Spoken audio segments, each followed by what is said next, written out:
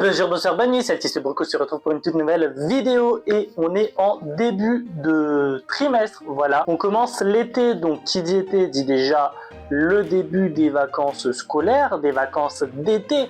Donc voilà, piscine, plage, soirée, balade entre potes, conneries entre potes, bref, vous m'avez compris. Donc voilà, et surtout sur ma chaîne, ça signifie bilan lecture du printemps 2024, donc les mangas que j'ai terminés, les mangas que j'ai commencé, les one-shots, les romans tirés de mangas, etc., etc. Bref, on va parler de tout ça, sachant que franchement, il y a pas mal de pépites à vous présenter, donc restez bien à l'affût. Avant de commencer, n'hésite pas à t'abonner pour rejoindre la Vongola Family, bien sûr, et activer la cloche de notification pour être prévenu dès qu'une nouvelle vidéo sort, et n'hésite pas à partager la vidéo à des potes qui veulent toujours plus découvrir de mangas, parce que oui, c'est cool d'en parler, mais en découvrir c'est encore mieux. Bref, on va commencer par le premier manga. Et avant de commencer, on va faire un petit jeu. Essaye de deviner les mangas dont je vais parler dans cette vidéo là. Je te laisse les commentaires juste ici, et bien sûr n'hésite pas à me dire quel manga tu as lu récemment, quel manga tu lis actuellement, ou anime bien sûr, hein,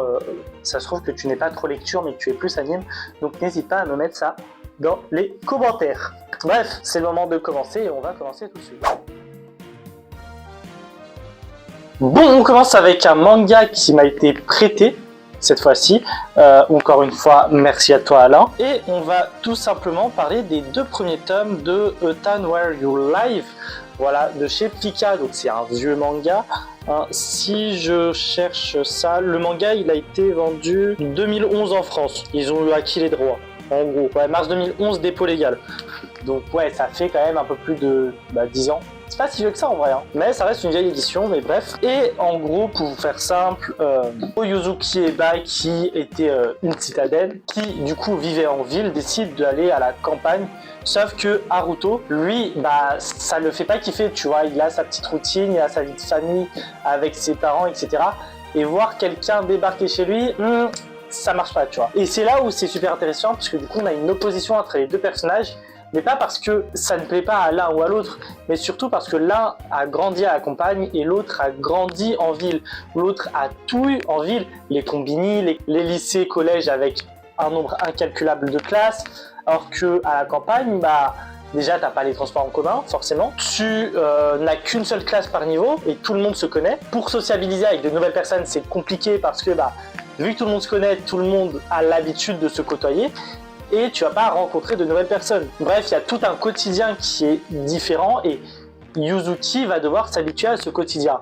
Haruto, lui, va devoir s'habituer aux pratiques qu'avait Yuzuki en tant que personne qui habitait en ville, tu vois. Il y aura pas mal de conflits qui vont se créer entre les deux. Et où est-ce que ça va mener? Est-ce qu'ils vont finir par bien s'entendre? Ça, c'est la question que je me pose et on a envie de savoir la suite. Bien sûr, l'autre question qu'on se pose, c'est pourquoi est-ce que Yuzuki a décidé d'aller à la campagne? Et surtout en tant qu'ado, parce qu'elle est partie vivre chez une famille, mais elle reste déjà de une super jeune, et de deux, ça reste un choix d'aller à la campagne, et un choix à ne pas prendre à la légère. Donc voilà, on va l'apprendre à mon avis à un moment donné dans l'œuvre, et j'ai hâte de le savoir. De toute façon, il a prévu de me prêter la suite. Donc on en reparlera quand j'aurai terminé le manga ou plus tard, on verra. Bon, que serait un bilan manga sans forcément un manga qui parle de musique ou un manga de musique? Alors c'est pour ça qu'on va tout simplement parler de The Bugle Call aux éditions Kiyun. Alors pour le coup, lui, il a débarqué du coup il n'y a pas très longtemps. Au moment où je tourne, il n'y a qu'un tome. D'ici la fin du trimestre, il devrait y en avoir 2 ou 3. Pour ce premier tome, j'ai vraiment kiffé, mais genre réellement de fou, parce qu'il y a pas mal de choses qui sont mises en évidence. Déjà, on sent que le petit protagoniste, du coup Luca, n'a pas sa place. En fait, il ne se sent pas à sa place là où il est, parce que, rappelons-le, d'ailleurs, petit aparté, la cover a l'air toute mignonne comme ça, mais c'est de la dark fantasy, hein. Voilà, aparté terminé. Mais du coup, je disais, Luca est un clairon. Son seul but dans la vie, c'est de faire de la musique et de vivre de la musique. Cependant, on l'utilise plutôt pour la guerre, pour transmettre des messages via son clairon. Enfin voilà, il est en plein milieu de ce monde barbare, de ce monde violent, alors que lui ne veut pas en faire partie. C'est juste un passionné de musique. D'ailleurs, ce petit Luca a des pouvoirs. Alors au début, c'est le seul qui voit vraiment visuellement sa musique. Mais proche de la mort, ses pouvoirs vont se déclencher et du coup les gens vont voir sa musique. Et notamment, il va pouvoir les guider très précisément grâce à sa musique. Alors on commence à savoir d'où il vient, du coup du peuple des Bronchus. Je vais pas vous en dire plus là-dessus. Mais qui sont ces Bronchus? D'où viennent ses pouvoirs? Pourquoi est-ce qu'il a des pouvoirs? Tout ça, on a envie de le savoir, tout ça, on a envie de le découvrir, et c'est pour ça qu'on veut lire ce deuxième tome. Enfin, moi, personnellement, je veux lire ce deuxième tome parce que j'ai vraiment kiffé le premier. On arrive sur cette conclusion-là où le premier tome est très introducteur, certes, mais on rentre très rapidement dans l'univers du manga.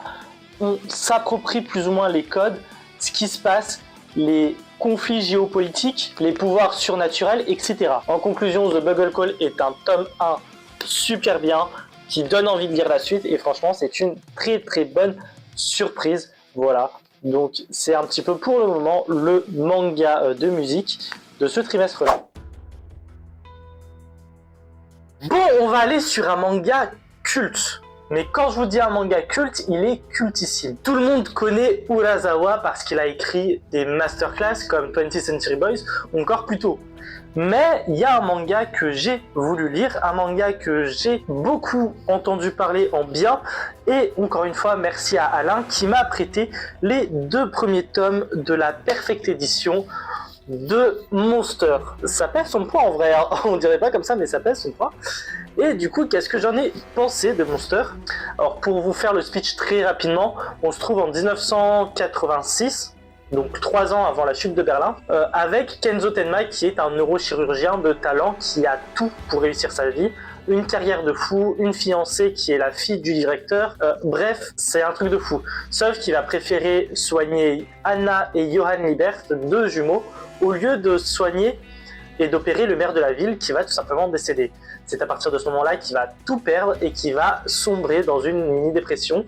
Sachant qu'en plus de ça, il y a un truc un peu bizarre qui tourne autour des jumeaux, c'est la mort. Il y a beaucoup de morts autour d'eux, donc c'est un peu bizarre, c'est un peu space. Bref, voilà pour Monster. J'ai adoré lire ces 2 tomes. Alors, encore une fois, c'est un pavé. Du coup, j'ai beaucoup matière à parler, puisqu'il y a quoi, 4, 5, 6 mangas, 6 tomes dedans, peut-être, je sais pas. Mais déjà, le format se prête super bien à la lecture parce que Urasawa a des dessins de fou et la Perfect Edition, comme ça, va permettre de mieux contempler son travail et ça, c'est génial. Pour ce qui est du fond, on a le Dr Tenma qui a un gros décalage moral entre ses ambitions sur pour lui ce qu'est la médecine et sur la direction de la médecine et sur la direction de l'hôpital, le directeur et tous ceux qui sont à la tête de cet hôpital qui voient la médecine plus comme un business alors que Tenma lui voit la médecine plus comme un truc fait pour soigner les gens en fait. Et ce décalage là est présent et super intéressant parce qu'il y a une tension justement qui va commencer à s'installer entre Tenma et le directeur et ses représentants qui va s'accentuer encore plus après le sauvetage de Johann Liebert. Et d'ailleurs, le personnage de Johann Liebert est un personnage super important parce que c'est un personnage clé de l'œuvre dans le sens où littéralement tous les personnages sont connectés à travers de Johann Liebert. Il y a une image que j'aime bien utiliser, c'est l'image de la toile d'araignée. Vous savez très bien, une toile d'araignée est reliée par des fils, etc. Mais il est relié de manière spéciale. En gros, littéralement, en fait, t'as le centre qui est Johann Liebert et tous les personnages vont être liés à Johann Liebert. Et ça va permettre d'interconnecter les personnages. Alors oui, il y a certains personnages, quand on les découvre, ils ne sont pas liés à Johann Liebert, mais après, avec le temps, ils vont finir par être connectés d'une manière ou d'une autre, que ce soit via Tenma, que ce soit via d'autres personnages, à ce Johann Liebert. Et c'est clairement, en fait, la figure de proue de toute cette histoire-là. C'est un peu le centre du cercle par laquelle passent tous les rayons, et les rayons, ce sont les personnages. Bref, je sais pas si tu as compris mon image, mais voilà. En plus de ça, Tenma évolue, Tenma change. Il va passer par différentes phases. On le voit rien qu'avec l'introduction, rien qu'avec le synopsis. Il passe de médecin à grand talent et à grand succès à dépressif. Et je pèse mes mots. Et ça, c'est qu'une partie de son évolution, parce qu'à chaque fois il y a des événements qui viennent, qui le changent. Et ça aussi, je trouve ça énormément intéressant, parce que il n'est pas monotone dans son développement, ce qui est le cas parfois pour certains personnages. Après, c'est un manga qui est plus psychologique qu'autre chose. Et pour les fans d'histoire, on a énormément de références et de contexte historique, notamment pour les références historiques, c'est plus des références sur l'Allemagne de 39-45 avec l'idéologie N, pour ne pas le dire, mais vous m'avez compris. L'idéologie N, c'est l'idéologie du tonton H en vrai, qui parfois persiste encore une fois chez certains personnages. Donc petite référence historique. Et au niveau du contexte historique, donc où est-ce que se place le manga? Comme je l'ai dit, ça commence en 86, mais on part bien au-delà de 86. Donc on est vraiment sur cette Allemagne de guerre froide avec les deux blocs Est et Ouest, mais aussi sur l'après-chute de Berlin, donc la libération des blocs Est-Ouest, la fin des blocs Est-Ouest surtout. Donc tout ça, c'est super intéressant à voir, à étudier via le manga, parce que du coup, on voit ces faits historiques, parce que factuellement, c'est comme ça que ça s'est passé, mais on va voir l'interprétation de ces faits historiques par l'auteur. Comment est-ce qu'il voit la guerre froide? Comment est-ce qu'il voit l'après-chute de Berlin? Et ça reste extrêmement intéressant, encore une fois. Ok, on va aller lire un autre manga, rien à voir, parce que vraiment, on va aller sur une petite romance chill. Voilà, on va aller sur un manga de musique chill, parce qu'encore une fois, bilan lecture sur manga de musique, ce n'est pas un bilan lecture, et on a commencé un nouveau manga, c'est Studio Cabana. Alors pour faire simple, on va suivre l'histoire de Yukimaki, qui est une lycéenne plutôt lambda, studieuse, mais qui dit force que tout le monde pense tout bas. En contrepartie, on a Yusuke, j'ai plus son nom de famille, Kusaka, lui, qui est le bad boy. Je le définirai pas personnellement comme ça, mais c'est comme ça que les gens le définissent. Je dirais que c'est plus l'introverti. Celui qui paraît cool par sa froideur, mais qui en vrai calcule personne. Le Dark Sasuke, si vous voulez, à la limite, mais sans plus. En réalité, Yusuke cache un secret. C'est un lover. Pas un lover parce qu'il pécho toutes les gadis, mais un lover parce qu'il adore chanter des chansons d'amour. Yukarimaki va donc découvrir ce côté de Yusuke, et c'est comme ça que elle va apprendre à le connaître un peu plus. Pour avoir la suite, il faut lire tout simplement Studio Cabana. Ce que j'aime beaucoup sur ce manga-là, c'est que la musique a une place centrale. Mais quand je vous dis que ça a une place centrale, tous les liens entre les personnages se font grâce à la musique. La musique permet aux personnages de se rencontrer, de discuter, d'apprendre à se connaître. Donc, sans musique dans ce manga, il n'y a pas d'interaction. Alors oui, pour beaucoup, ce n'est pas un manga de musique. Mais j'ai envie de vous dire que la musique a tellement une place super importante qu'on peut parler quand même de manga de musique. D'ailleurs, le personnage de Yusuke et le personnage de Yukari sont deux personnages super intéressants, parce qu'en réalité, c'est deux personnages qui s'opposent. Un personnage hyper froid et hyper introverti, et une personnage assez chaleureuse et qui dit un petit peu tout ce qui lui passe par la tête, sans distinction d'ailleurs. Cette opposition-là va donner des interactions en plus de ça intéressantes. Donc, j'ai envie de savoir comment ça va évoluer. Hein. Et le plot twist à la fin, pourquoi faire? Je veux avoir la suite. J'attends le tome 2, là, il devrait sortir normalement très bientôt, au moment où je tourne. Donc j'ai hâte de l'acheter. Bref, encore une fois, si vous voulez une romance à la limite, allez voir Studio Cabana de chez Delcourt Tonkam. Si vous voulez en plus de ça de la musique, allez-y, parce que c'est vraiment cool. En plus, j'ai la jaquette Momi. La jaquette du tome ressemble à ça en classique. Je vous le sors tout de suite. Voilà, ça c'est le tome classique. Ça c'est la jaquette alternative. Je préfère l'alternative quand même, je vais pas vous mentir. Mais la classique est plutôt sympatoche. Wow, ça fait très longtemps qu'on dit plus sympatoche. Bref, c'est pas le sujet. Bon, on va continuer avec le seul webtoon du trimestre, parce que j'ai lu du coup High School Mercenary et notamment ses 3 premiers tomes. Alors j'ai juste sorti le premier parce que flemme de sortir le reste. Mais alors déjà, pour vous mettre dans le contexte assez rapidement, on va suivre l'histoire de Ijinyu, qui est un adolescent pas réellement comme les autres. Il a longtemps été mercenaire après un crash d'avion, et il va retourner quelques années plus tard chez sa famille, enfin le reste de sa famille, et devoir vivre un petit peu normalement, sauf que tout ne se passe pas comme prévu. Et justement, du coup, on nous met directement dans le contexte, on rentre directement dans l'action, que ce soit en tant que mercenaire, mais aussi en tant qu'adolescent. Parce que on nous l'introduit en tant que mercenaire, on le sait, mais les autres ne le savent pas. Et justement, voir le contraste de vie qu'il va avoir, c'est super intéressant, surtout qu'il va devoir apprendre des codes des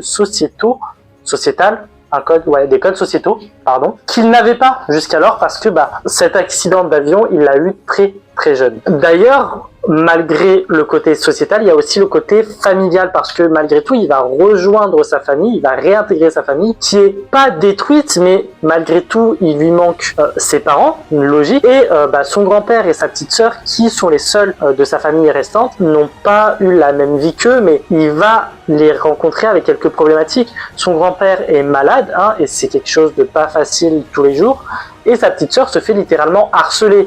Donc, apprendre ça, ça reste malgré tout un choc et il va devoir se confronter à ça, ce qu'il n'a jamais vécu non plus. Parce que lui, il pensait clairement retourner dans sa petite famille, paisible, etc., le monde des bisounours.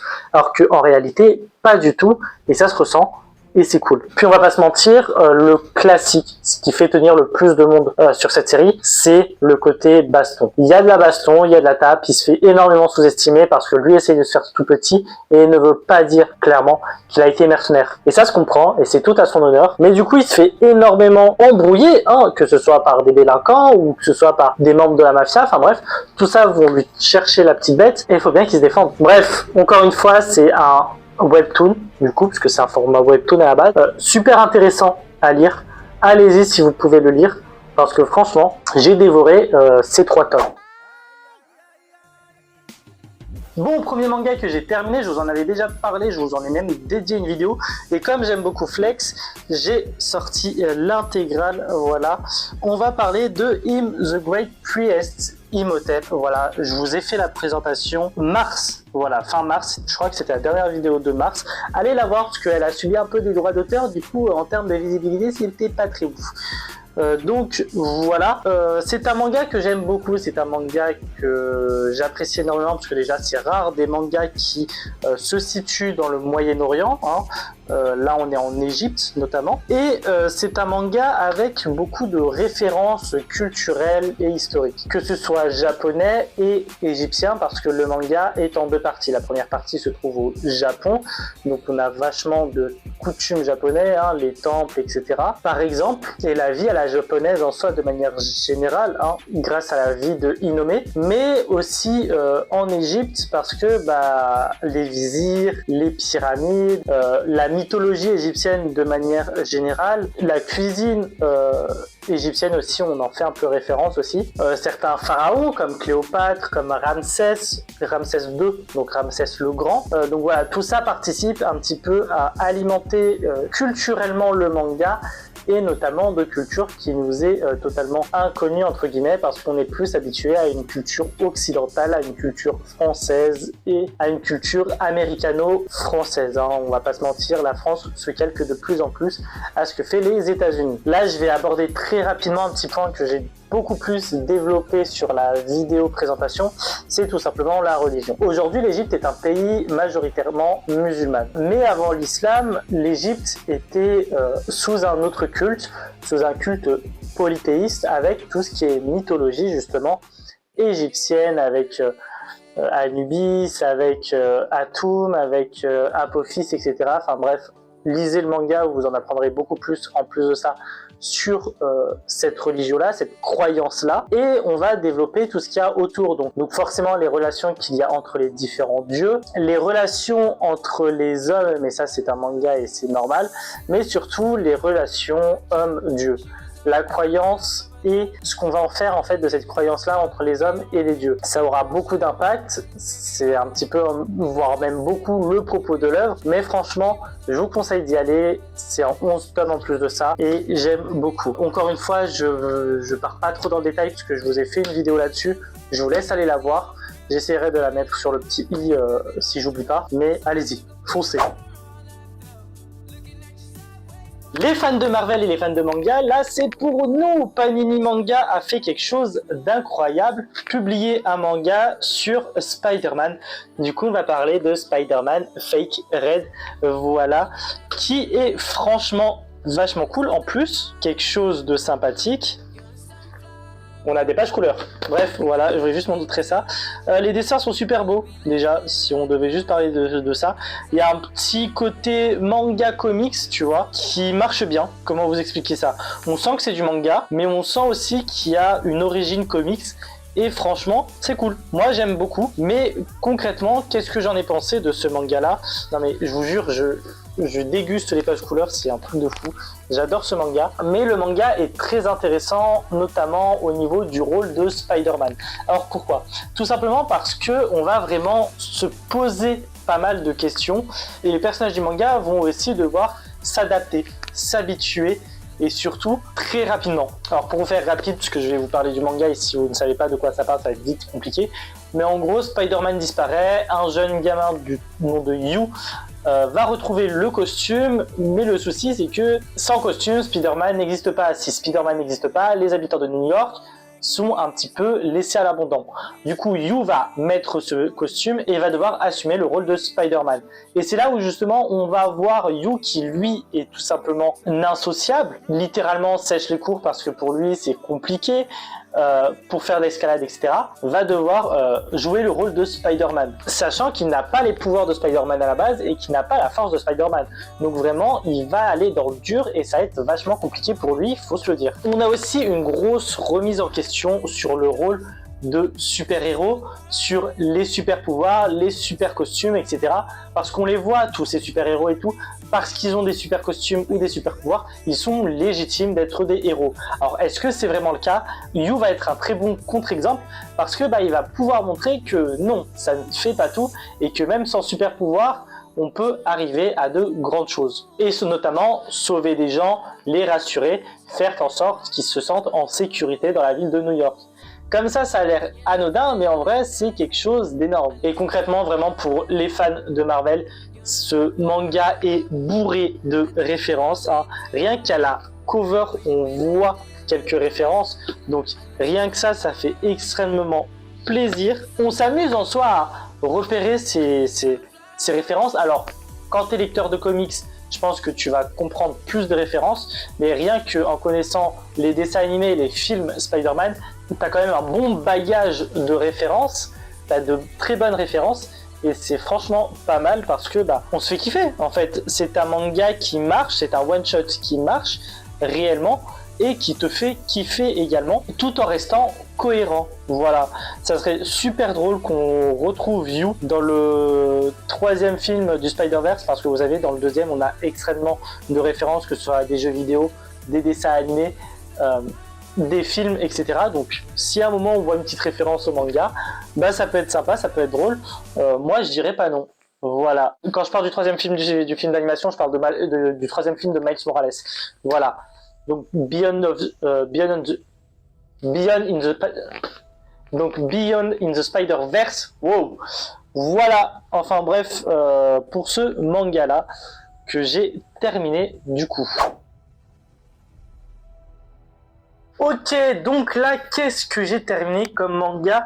C'est tout simplement les 12 tomes, oui, il y en a 12, de Tokyo Ghoul. 12 ou 14? 14, je crois. Je sais plus. Bref, j'ai terminé Tokyo Ghoul. Alors normalement, si vous voyez ce bilan lecture, c'est que vous avez vu la vidéo sur les cagoulés et les armes dans Tokyo Ghoul. Je vous laisse aller voir cette vidéo là. Et c'est pour ça que je me suis refait une relecture de Tokyo Ghoul. Mais qu'est-ce que j'en ai pensé du coup de ce manga? Alors, c'est la définition même de ce qu'est une tragédie dans le littéraire. Le manga est un livre, hein, donc le tragédie est un genre qu'il connaît. Bien sûr, le manga n'est pas une exception. Alors, qu'est-ce qu'une tragédie? Une tragédie, c'est tout simplement un genre littéraire qui annonce dès le début, généralement, une happy end. Non, je rigole, une fin qui ne plaît pas. Enfin, pas qui ne plaît pas, mais une fin où tu sais que le protagoniste ne va pas s'en sortir. Donc, ça l'est dit, hein, si je prends, allez, le premier chapitre, à la fin du premier chapitre, je retrouve ça, c'est juste là, voilà. Je vous lis un petit peu ce qu'il dit. Hein. Cependant, si on écrivait une histoire avec moi en personnage principal, cette histoire serait à coup sûr une tragédie. Je suis sur le premier chapitre. Donc voilà, on sait dès le début en fait que Ken Kaneki n'aura pas de happy end.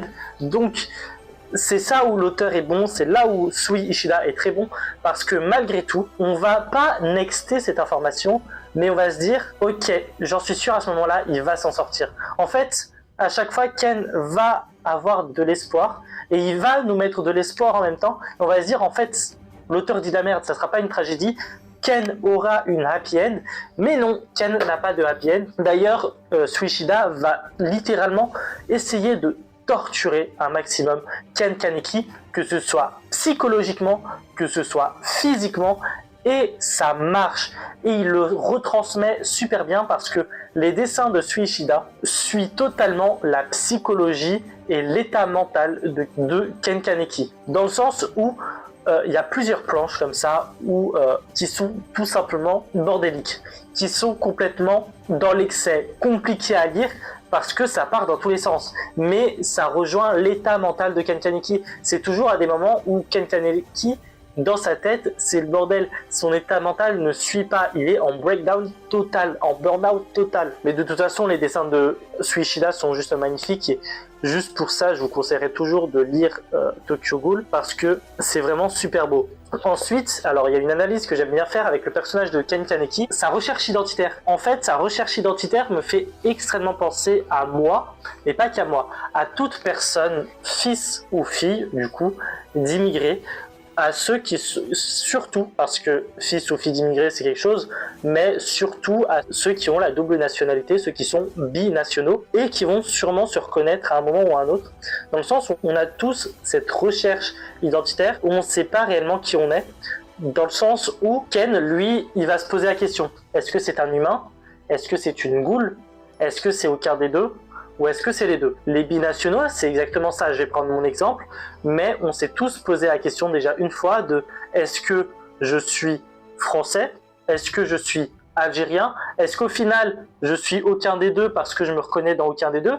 Ou est-ce que je fais partie de ces deux communautés? Et on va voir qu'en fait, même si lui se pose des questions, bah ça passe aussi au travers de ceux qui le côtoient. Et pareil pour nous, ça passe par ceux qui le côtoient. Tout dépend de comment les gens te voient. Parce que, encore une fois, certaines goules le rejettent, certains humains le rejettent, parfois les deux le rejettent, et parfois il est accepté des deux.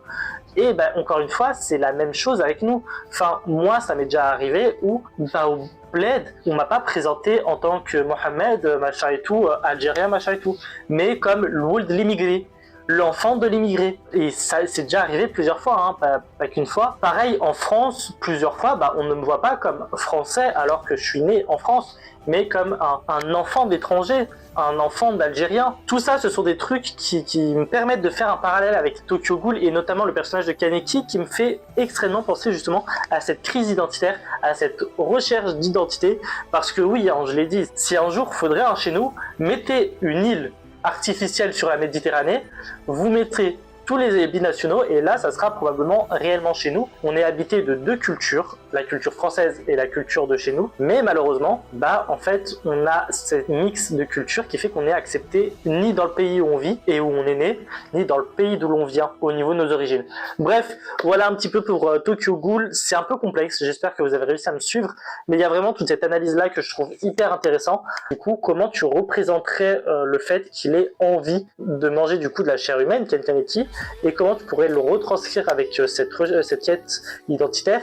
J'en ai aucune idée. Voilà, j'ai pas plus réfléchi à ça que ça, mais je vous laisse une piste. Si vous trouvez quelque chose, dites-le moi. Et puis voilà pour tout ça. Pour Tokyo Ghoul, je trouvais ça intéressant vraiment d'analyser ça parce que ça reste quelque chose qui pour moi m'est apparu comme sensé, comme logique et qui m'est apparu comme un flash. Donc je trouve ça super intéressant. Encore une fois, je me répète, mais essayez de voir ça sous cet angle-là, vous verrez que les binationaux, vous me comprendrez assez facilement. Bon, alors pour le coup, on va faire un 2 en 1 parce que j'ai clairement la flemme de séparer les deux trucs, sachant qu'ils sont tous les deux dans la même licence. Alors, on va tout simplement passer à Mashle avec son tome 18 et son roman.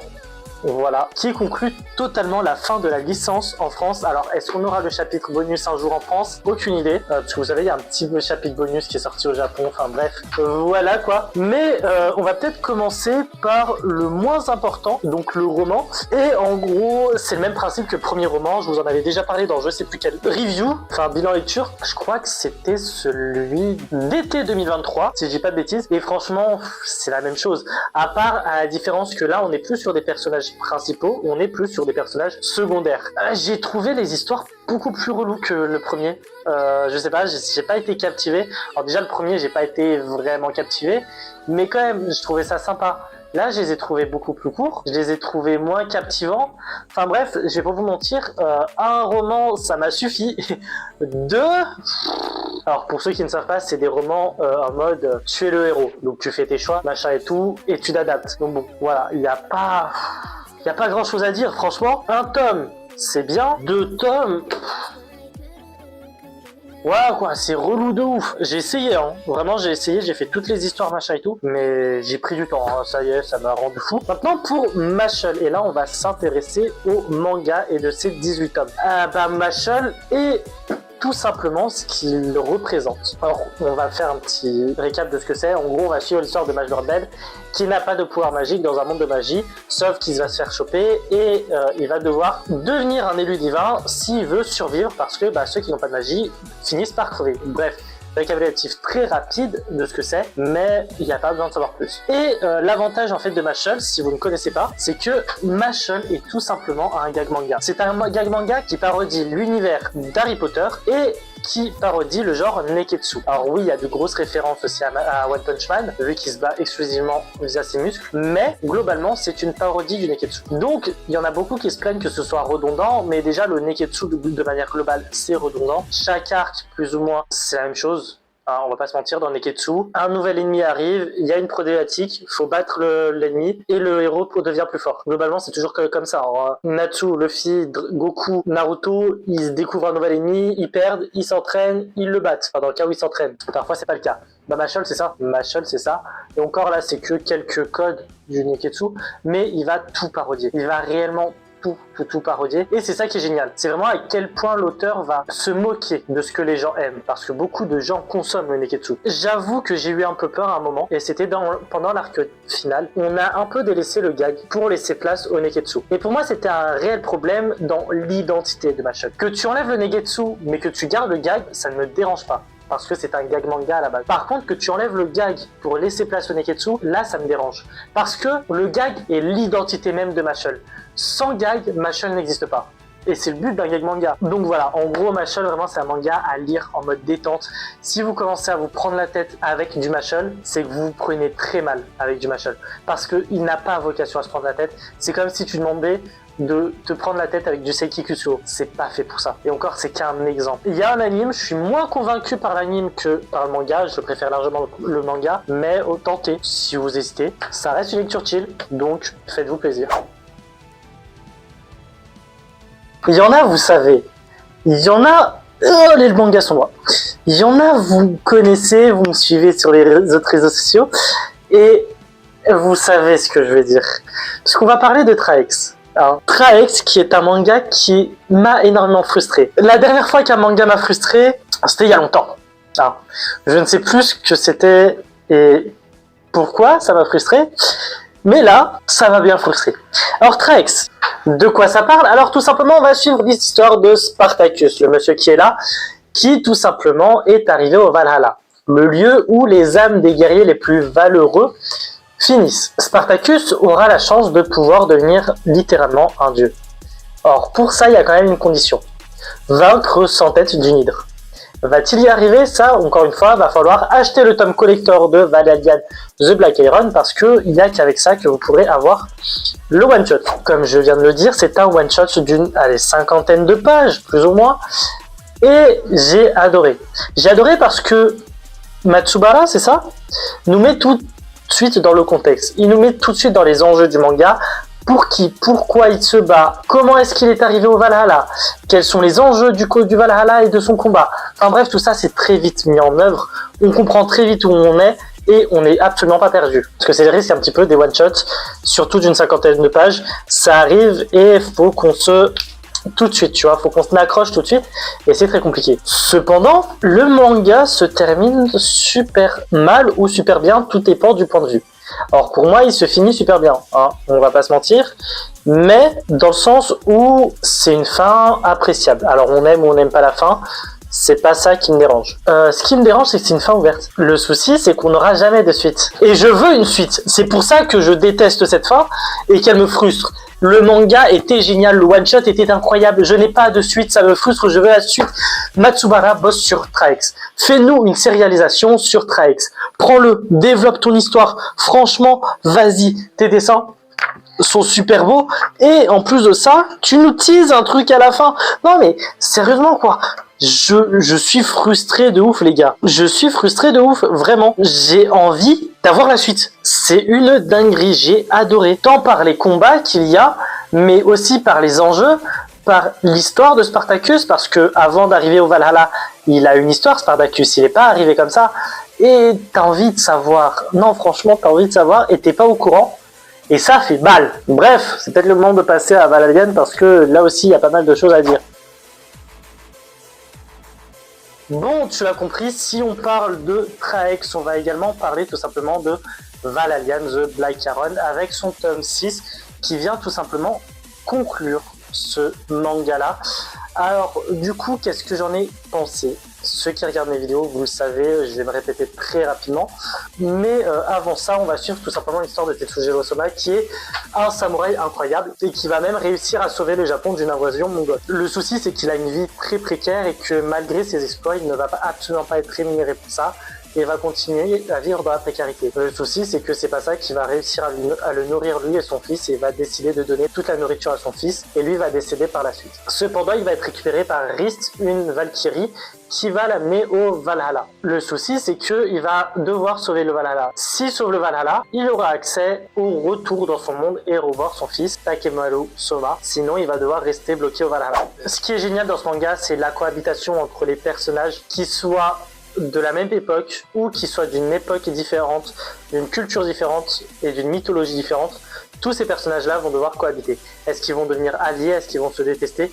On a en fait le fantasme de l'auteur sur quel personnage historique et quel personnage de la mythologie pourraient bien s'entendre entre eux ou se détester. Concrètement, il réinterprète la mythologie et il réinterprète l'histoire pour l'avoir dans sa vision, et ça, franchement, c'est super cool. Ensuite, pour tous ceux qui kiffent les mangas de guerre et tout ce qui est stratégie, etc., alors, c'est pas un manga exclusivement fait de ça, mais il y a quand même énormément de phases de guerre et de stratégie, donc ça peut être très cool également et à lire. On termine bien sûr par les dessins qui sont magnifiques, et je vais passer par le bilan global avec ce dernier tome, parce que faut qu'on parle de cette fin. Alors, on va pas se mentir. Sur la fin, l'auteur est indéfendable.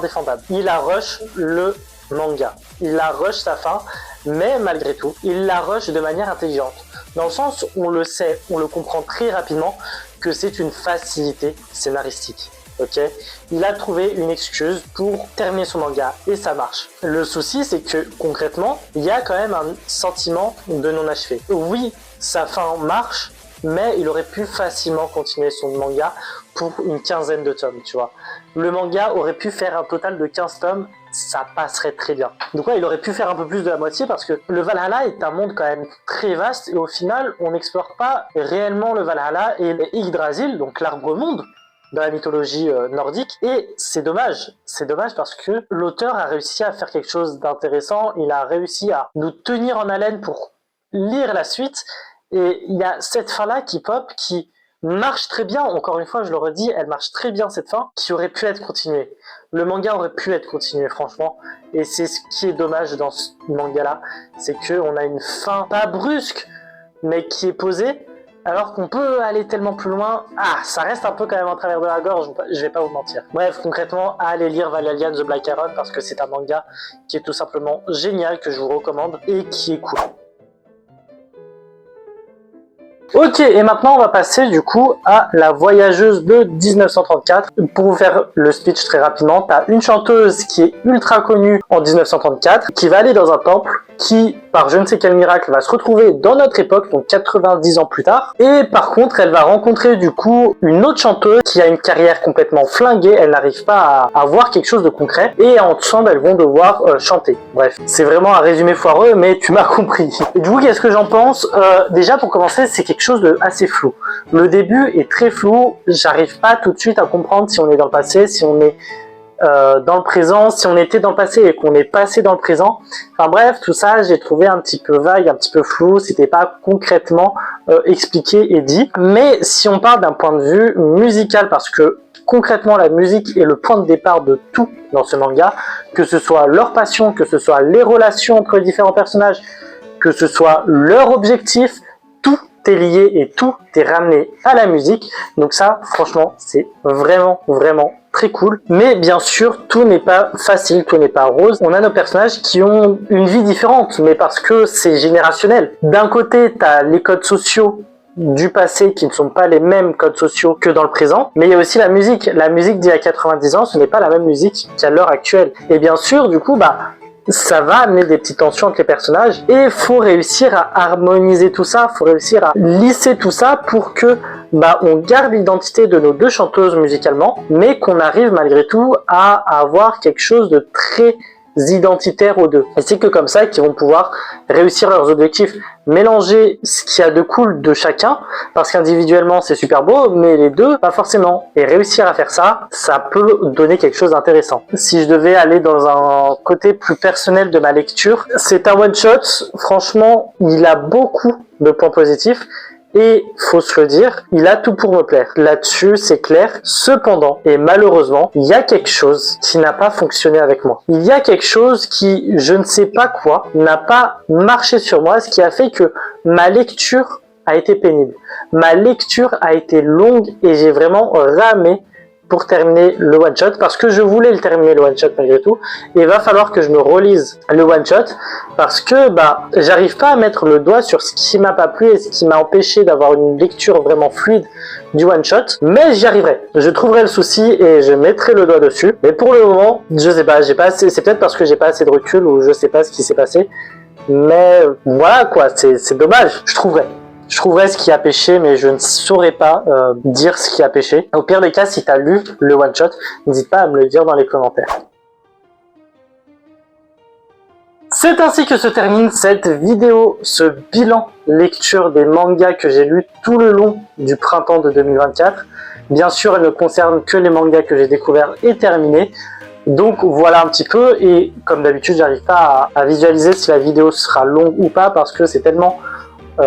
une vidéo qui se fait sur le long terme que j'en ai strictement aucune idée. Bref, en tout cas, je te laisse les commentaires pour me dire quel manga tu as lu, que ce soit que des mangas que tu as commencé ou que tu as terminé, ça m'intéresse énormément. N'hésite pas bien sûr à t'abonner à la Vongola Family pour voir les prochaines vidéos et grâce à la cloche de notification, tu seras prévenu dès qu'une vidéo sort. N'hésite pas à partager la vidéo à des potes parce que bien sûr, ça lui permettra de découvrir de nouveaux mangas. Est-ce qu'il faut les lire ou pas? Voilà. N'hésite pas à regarder dans la bio, voilà, parce qu'il y a les liens de tous mes réseaux sociaux. Nous, en tout cas, on se retrouve dès la semaine prochaine pour une toute nouvelle vidéo Pokémon. Bref, à plus les brookistes.